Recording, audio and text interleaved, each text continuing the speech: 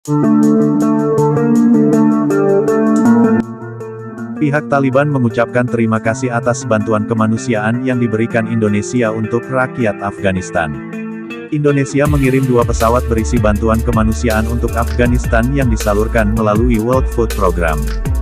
Juru bicara Kementerian Luar Negeri Teuku Faizasyah mengatakan, dalam proses mendatangkan bantuan, misi kemanusiaan Indonesia berinteraksi dengan pihak Taliban. Namun interaksi tersebut tidak terkait dengan pengakuan.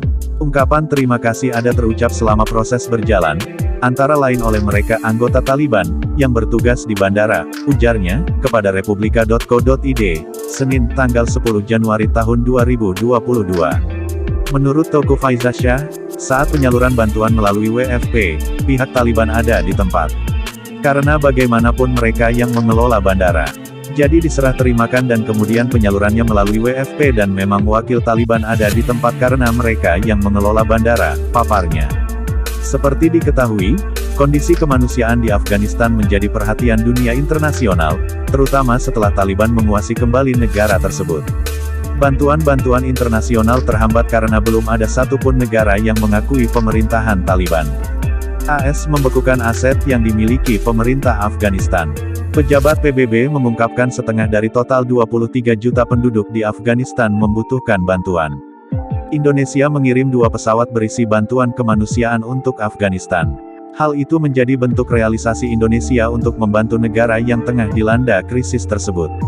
Sesuai dengan arahan Bapak Presiden, bantuan kemanusiaan ini merupakan tambahan dari bantuan kemanusiaan dan bantuan kerjasama pembangunan yang telah dijanjikan Indonesia atau telah dikomitmenkan Indonesia sebelumnya, kata Menteri Luar Negeri Retno Marsudi dalam keterangan persnya saat melepas 2 pesawat Garuda Indonesia berisi bantuan kemanusiaan di Bandara Soekarno-Hatta, Ahad tanggal 9 Januari tahun 2022, dini hari.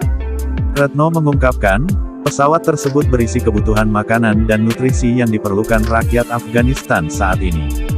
Dalam mempersiapkan bantuan kemanusiaan ini, Indonesia terus melakukan koordinasi dengan badan-badan PBB yang berada di lapangan, khusus World Food Program WFO, ucapnya.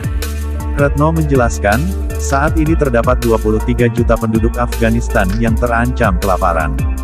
Jumlah tersebut melebihi separuh total populasi negara tersebut. Selain itu, lebih dari 3 juta anak-anak di sana turut terancam malnutrisi. WFP mengatakan, Afghanistan menjadi krisis kemanusiaan terbesar di dunia, ujarnya. Ia menilai, tanpa dukungan masyarakat internasional, situasi kemanusiaan di Afghanistan akan semakin berat. Hal itu pun dapat berdampak pada stabilitas Afghanistan secara keseluruhan.